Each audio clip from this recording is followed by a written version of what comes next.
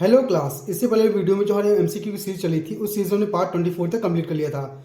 आज हम पार्ट 25 की शुरुआत करेंगे और उसे खत्म करेंगे। तो देखिए इसका पहला सवाल क्या कह रहा है। ये कह रहा है the abscissa of any point on the x axis के किसी भी पॉइंट पर हमें एबेसिस फाइंड करना है। अब एक्स एक्सेस पर ही कोई पॉइंट होगा ना, वाई पे तो होगा नहीं, तो हम कह सकते हैं इसके जो कोऑर्डिनेट निकलेंगे वो x, 0 निकलेगा। अभी x की वैल्यू कुछ भी हो सकती है, माइनस का 1, माइनस का 3, माइनस का 4 या 1, 2, 3 कुछ भी हो सकता है, लेकिन वो सिर्फ x पे ही होगा। तो x, 0 आएगा। अब हमें निकालना है एबेसिस। अब ये एबेसिस क्या रिप्रेजेंट करता है? ये एबेसिस रिप्रेजेंट करता है x एक्सेस वाले पॉइंट को।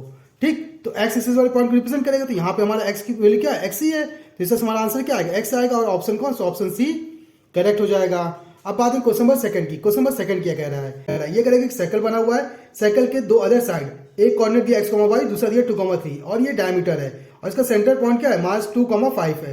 तो बताना है कि इस x और y की वैल्यू क्या होगी, इसे निकालना है। ठीक है, इनमें कौन सा ऑप्शन सही होगा। तो देखिए कैसे करेंगे। सबसे पहले आपको पता होना चाहिए कि ये क्या है? सेंटर पॉइंट है, मतलब यहाँ से डिस्टेंस और यहाँ से डिस्टेंस, मतलब रेडियस जो होगा वो क्या होंगे? इक्वल होंगे। तो ये मिड में होगा, तो मिड के लिए है तो मतलब क्या यूज करेंगे? Mid formula. और मिड फॉर्मूला हमारा क्या होता है?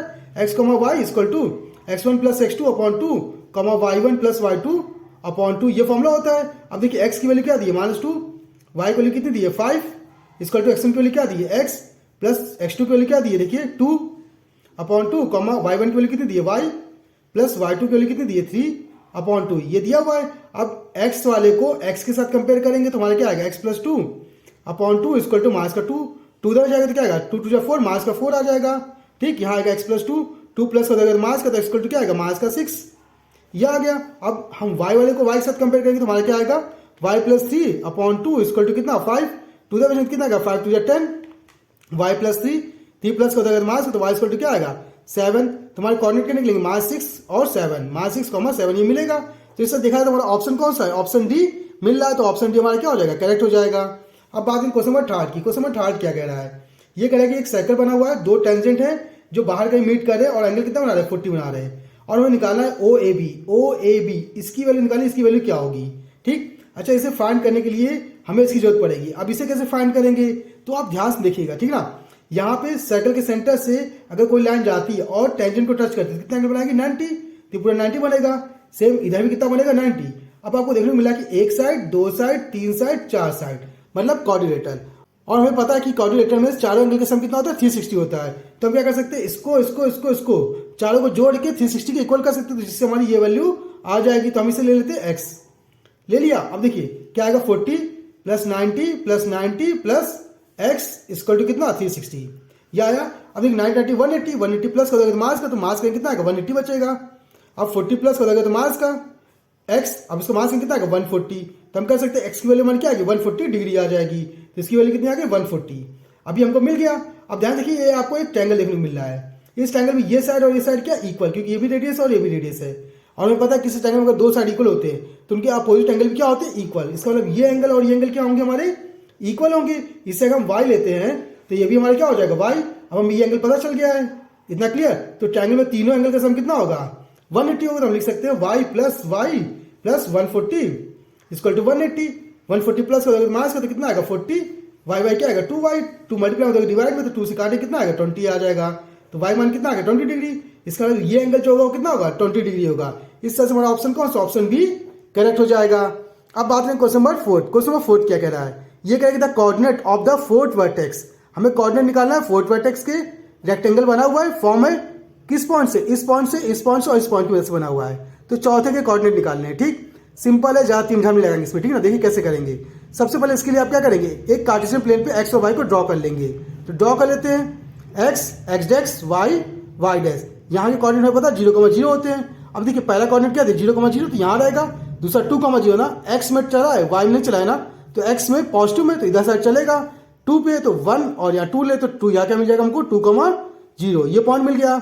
नेक्स्ट 0,3 है ना, x में चला नहीं, y में कितना चला है? 3, y ऊपर है तो ऊपर जाएगा, और 3 चला तो मतलब 1 2 3 यहाँ पे कहीं होगा, तो क्या आएगा? 0,3, ये पॉइंट मिल गया। अब हमें रेक्टेंगल बनाना है तो रेक्टेंगल बना लेते हैं। ये हमारा रेक्टेंगल कुछ बन गया। अब हमें रेक्टेंगल की कुछ खासियत पता होनी चाहिए कि इनके जो अपोजिट साइड होते हैं वो इक्वल होंगे। ठीक, मतलब ये और ये, सॉरी ये और ये और ये और ये क्या होंगे? इक्वल। इसका मतलब ये अगर इक्वल होगा, इसके, तो यहाँ से कितना चला 2, तो ये भी कितना चलेगा 2, और ये एक्सेस में ही है ना, ठीक।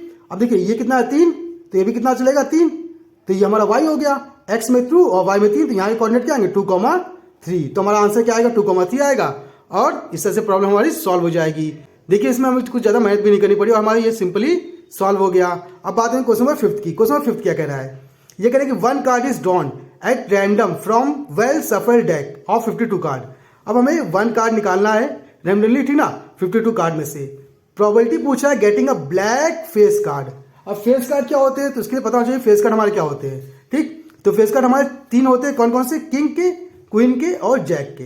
अब हमें पता है कि हर फेस कार्ड में या हर कार्ड में देखा जाए तो 4 तरह के कार्ड होते हैं। एक हमारा होता है हार्ट, दूसरा हमारा होता है डायमंड, ठीक। नेक्स्ट होता है हमारा क्या, स्पेड होता है, और नेक्स्ट के बाद क्या होता है, क्लब होता है। तो क्लब का कुछ शेप ऐसा दिखता है, ठीक ना, और स्पेड हमारा कुछ ऐसा होता है, ठीक। ये 4 कार्ड होते हैं। इसमें आपको पता होना चाहिए कि ये 2 कार्ड जो होते हैं ना, स्पेड और क्लब, ये हमारे क्या होते हैं, ब्लैक, ठीक। सब में तो किंग में भी ब्लैक कितने होंगे 2, और क्वीन में भी ब्लैक कितने होंगे, हमारे 2 होंगे, और जैक में भी ब्लैक कितने होंगे 2। तो हम कह सकते 2 2 2। हमें प्रोबेबिलिटी निकालनी किसकी, black card, black face card की ना। तो टोटल फेस कार्ड कितने हैं 6, 2 2 2 6 होंगे। तो हम कह सकते हैं हमारे पास इवेंट जो है वो कितना है 6 है। अब आउटकम की बात करते हैं, तो आउटकम हमारा देखा जाए कितना है, देखिए किसमें से निकाल ले, 52 कार्ड में से, तो 52 होगा। तो आउटकम 52, इवेंट कितना अच्छा है, तो प्रोबेबिलिटी निकालिए। तो प्रोबेबिलिटी का फॉर्मूला क्या होता है, इवेंट अपॉन में आउटकम। इवेंट कितना अच्छा है, आउटकम कितना 52, 2 से उड़ा दीजिए 3 आएगा, इसको उड़ाएंगे कितना 26। तो हमारा आंसर क्या आएगा 3/26, और यहाँ से हमारी प्रॉब्लम सॉल्व हो जाएगी। अब बात करें क्वेश्चन नंबर 6 की। क्वेश्चन नंबर 6 क्या कह रहा है, ये कह रहा है कि 1 + tan स्क्वायर थीटा अपॉन में sec स्क्वायर थीटा, इसकी वैल्यू क्या होगी, sec स्क्वायर थीटा होगी 1 होगी 1/3, या फिर ये होगा, ठीक। सिंपली इसे भी सॉल्व करेंगे। तो आप इसके लिए रूल याद रखिएगा कि हमें पता होना चाहिए कि tan स्क्वायर थीटा लिखा है ना, तो हमें एक फॉर्मूला पता होना चाहिए sec square theta minus tan square theta equal to क्या होता है 1। अब 10 को भेज दीजिए, तो देखिए sec square theta equal to क्या आएगा 1 + tan स्क्वायर थीटा। तो इसका मतलब 1 + tan स्क्वायर थीटा ये लिखा है ना, तो इसकी जगह हम क्या लिख सकते हैं sec स्क्वायर थीटा। तो यहाँ हम लिखेंगे sec स्क्वायर थीटा, ये लिखा, अपॉन में क्या sec स्क्वायर थीटा। अब देखिए सेम मिल रहा है ना, तो हमें पता है 2/2 लिखा, काटेंगे कितना आएगा 1, क्योंकि सेम तो कट गया तो 1 आया। इसी तरह ये भी सेम दोनों कट जाए क्या मिलेगा 1 मिलेगा। तो इस तरह से हमारा ऑप्शन कौन सा, ऑप्शन बी करेक्ट हो जाएगा, ठीक। अब बात करें क्वेश्चन नंबर 7 की। क्वेश्चन नंबर 7 क्या कह रहा है, क्वेश्चन नंबर 7 कह रहा है कि इफ 2 की power x + y equal to 2 की power x - y equal to √8, तो हमें वैल्यू निकालनी है y की, कि y की वैल्यू क्या होगी। देखिए इसे भी सिंपली सॉल्व करेंगे। दिखने में खतरनाक है लेकिन काफी सिंपल सवाल है, ठीक। देखिए कैसे करेंगे, तो सबसे पहले आपको देखना पड़ेगा कि इनके बेसिस को, इसका बेस 2 है, इसका बेस 2 है, इसका बेस क्या है 8 है। तो इससे पहले हम सॉल्व करेंगे। √8 लिखा है तो √8 को हम लिख सकते क्या है, रूट में 2 की पावर 3 8 को लिखना चाहे तो, ठीक। अब रूट लगा है, रूट मीन्स क्या होता है 1/2, तो हम इसको हटा के 1/2 लिख सकते पावर में, तो 2 की पावर 3 की पावर 1/2 यह आ जाएगा, ठीक। हमें पता है कि पावर होते तो मल्टीप्लाई करते, तो देखिए ये 3 1 से करते क्या आएगा 3/2, तो 2 की पावर 3/2, तो इसकी जगह हम ये लिख सकते हैं। इतना क्लियर। अब हम कंपेयर करेंगे इसके साथ और इसके साथ, तो हमारे देखिए x + y की वैल्यू क्या आएगी 3/2, ये आ गया। दूसरा हम इसके साथ और इसके साथ कंपेयर करेंगे, तो देखिए x - y की वैल्यू क्या आएगी 3/2 इक्वल टू 3/2। हमें निकालना है क्या y, तो y में निकालना है, तो हम क्या करेंगे यहाँ y माइनस का प्लस का हम जोड़ेंगे तो दोनों कट जाएंगे, तो यहाँ हम करेंगे सब्ट्रैक्ट करते हैं, माइनस माइनस है तो प्लस, प्लस है तो माइनस, ठीक। अब देखिए ये कट गया, y क्या आएगा 2y, ये सेम तो क्या आएगा 0। अब 2 मल्टीप्लाई डिवाइड में, तो y इक्वल टू क्या आएगा 0, तो y मान क्या आएगा 0, और ऑप्शन कौन सा, ऑप्शन ए हमारा करेक्ट हो जाएगा, ठीक। अब बात करें क्वेश्चन नंबर 8 की। क्वेश्चन नंबर 8 क्या कह रहा है, ये कह रहा है कि इफ इक्वेशन 9x² + 6kx, तो ये दिया हुआ एक इक्वेशन, बोला इक्वल रूट्स, जहां आपको इक्वल रूट्स बोल दे तो आपको सिंपल एक फॉर्मूला यूज करना है, b² - 4ac इक्वल टू 0। यहां से आपकी सारी वैल्यू निकलेगी, ठीक। अब देखिए एबीसी कैसे निकालेंगे, हम यहाँ यूज करेंगे जनरल फॉर्मूला का, जो होता है हमारा ax² + bx + c equal to 0।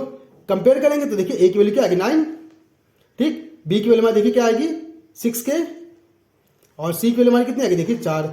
बस इन वैल्यू को यहाँ पुट कर दीजिएगा, तो b की जगह क्या लेकिन 6k का स्क्वायर, ये लिखा, -4, a की वैल्यू कितनी है हमारी देखिए 9, और c की वैल्यू कितनी है 4 इक्वल टू 0। अब देखिए पूरा माइनस का है ना, उधर आएगा तो प्लस का हो जाएगा, तो यहाँ भी सॉल्व करेंगे तो क्या आएगा 6 × 6 k², इधर आएगा हमारा क्या 4 × 9 × 4। अब इसे काटेंगे, देखिए 2 3 6 और 2 2 4, 2 2 4, 2 3 6, 3 1 3, 3 3 9, 3 1 3, 3 से कट गया, तो हमारा बचा क्या k² equal to 2 × 2, k² equal to 2 × 2 बचा। अब स्क्वायर देगा तो रूट में, तो k² क्या आएगा रूट में 2 इंटू टू। अब पेयर के फॉर्म में तो बाहर हो जाता क्या आएगा, 2 आएगा। के का मान वो भी प्लस माइनस में, तो के का मान हमारा आएगा एक +2 और एक आएगा -2। तो के का मान क्या आएंगे, +2 आएगा एक, और के का मान आएगा -2। तो हमारे दो आंसर आएंगे, +2 या फिर -2। तो इस तरह से हमारा ऑप्शन कौन सा, ऑप्शन डी करेक्ट हो जाएगा। ठीक, अब आते हैं क्वेश्चन नंबर 9। क्वेश्चन नंबर 9 क्या कह रहा है, ये कह रहा है कि a number x is chosen at random from the numbers. इस नंबर से हमें एक्स को फाइंड करना, ठीक ना। यहाँ प्रोबेबिलिटी बोला है कि मॉड एक्स की वैल्यू जो होनी चाहिए वो 2 से छोटी होनी चाहिए। ये हमको कंडीशन दिया है प्रोबेबिलिटी के लिए। तो यहाँ पे हमारा जो इवेंट निकलेगा वो इसकी मदद से ही निकलेगा। ठीक, तो हम इसको उठा लेते हैं। मॉड एक्स की वैल्यू क्या होगी, छोटी होगी 2 से। अब पहले बात में मॉड एक्स का मतलब क्या होता है, मॉड एक्स मीन्स होता है कि जो वैल्यू निगेटिव होगी वो पॉजिटिव हो जाएगी, और जो पॉजिटिव है वो तो पॉजिटिव होगी। एग्जाम्पल में अगर हम देखा जाए तो अगर -7 लिखते हैं और मॉड लग गया, इसका मतलब इसकी वैल्यू क्या आएगी, 7 आएगी। ठीक, तो मॉड का मतलब होता है जो वैल्यू निगेटिव होगी उसे हम पॉजिटिव कर देंगे। इतना क्लियर। अब इसकी मदद से हमें इवेंट निकालना, तो इवेंट के अगर हम देखते हैं तो देखिए इनमें से वैल्यू रखते हैं। पहले अगर -3 यहाँ रखते हैं तो -3 रखेंगे तो क्या मिलेगा, 3 मिलेगा, जो कि 2 से बड़ा होगा, तो इसका मतलब हम इसको ले नहीं सकते। अगर आप 3 रखते हैं तब भी 3 मिलेगा, वो भी 2 से बड़ा होगा, तो इसको भी नहीं ले सकते। -2 रखें तो -2 रखने में क्या मिलेगा आपको, 2 मिलेगा, जो कि आपके 2 के इक्वल हो जाएगा। लेकिन 2 के इक्वल होना नहीं है, इससे बोला छोटा होना चाहिए कंडीशन के हिसाब से, तो हम इसको भी ले नहीं सकते। इसको अगर रखेंगे तो 2 मिलेगा, वो भी इक्वल मिलेगा। अगर इक्वल मिलेगा तो हम इसको भी ले नहीं सकते हैं। तो अब देखा जाए तो अगर आप -1 रखते हैं तो -1 मतलब क्या, 1 मिलेगा, जो कि 2 से छोटा होगा, तो हम इसको ले सकते हैं। अगर आप 0 रखेंगे तो 0 भी 1 से क्या होगा, छोटा होगा, तो हम इसको ले सकते हैं। ठीक, अगर 1 रखते हैं तो 1 भी क्या आएगा, 2 से छोटा ही आएगा ना, तो इसको भी हम ले सकते हैं। तो आपके इवेंट कितने होंगे, 3 होंगे। ठीक, अब प्रोबेबिलिटी हमारी इन्हीं से चूज किया, तो देखिए 1 2 3 4 5 6 7 ये हो गया। सॉरी, आउटकम, ये हमारा आउटकम होगा। ठीक ना, आउटकम हमारे कितने होंगे, 7 होंगे। अब हमें प्रोबेबिलिटी निकालनी है, तो प्रोबेबिलिटी क्या होता है, इवेंट अपॉन आउटकम, तो 3/7। तो हमारा आंसर क्या आएगा, 3/7 आ जाएगा। तो इससे हमारा ऑप्शन कौन सा, ऑप्शन सी करेक्ट हो जाएगा।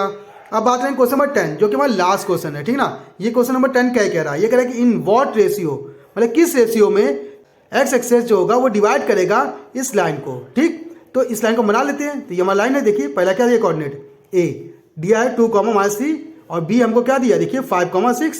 अच्छा, एक्स एक्सेस डिवाइड करे ना, अगर एक्स एक्सेस से डिवाइड करेगा तो आप सोच देखिए वाई पे तो डिवाइड नहीं करेगा ना, तो इससे कोऑर्डिनेट हमारे क्या आएंगे, x, 0 ये आएगा। इसका मतलब जहां पे कट करेगा वो x, 0 होगा। ठीक, ये पॉइंट होंगे हमारे। अब हमें निकालना रेशियो, तो हम यहाँ से मान लेते के ये जो जिस पॉइंट तक यहाँ डिवाइड करेगा, और यहाँ से मान लेते क्या 1। इतना क्लियर। अब आप नोटिस कीजिए, अगर आप x वाला टर्म लेते हैं तो x वाला टर्म में आप x लेंगे तो k भी नहीं पता और x भी नहीं पता, तो इसको लेके हम सॉल्व नहीं कर सकते, इसलिए हम लेंगे y वाला टर्म। अगर आप y वाला टर्म लेते हैं तो देखिए एक वैल्यू आपको पता है और साथ में आपको k नहीं पता, तो इसकी वजह से हम निकाल सकते हैं, इसलिए हम यहाँ पे y वाले टर्म को चूज करेंगे। ठीक, तो y वैल्यू क्या दी है, 0 = k को मल्टीप्लाई कीजिए y वाले टर्म के। ठीक ना, तो क्या आएगा k 6, फिर ये 1 मल्टीप्लाई करेंगे -3 से, तो क्या आएगा -3, अपॉन में इनको जोड़ दीजिए k +1, सिंपल। ठीक, अब ये अपॉन में तो अगर मल्टीप्लाई, तो 0 से कोई भी नंबर मल्टीप्लाई करें तो क्या मिलेगा, 0। तो हमारा आंसर क्या आएगा, 0 = k 6 -3 3 हो प्लस का, तो 3 = 6k। अब 3 हो 3 3 2 6 ये आएगा। अब 2 मल्टीप्लाई हो डिवाइड में, तो 1/2 = k। तो k का मान क्या आएगा, 1/2।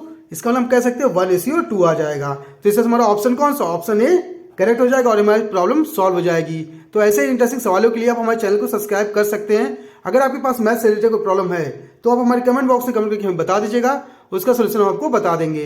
तो आज की क्लास के लिए धन्यवाद।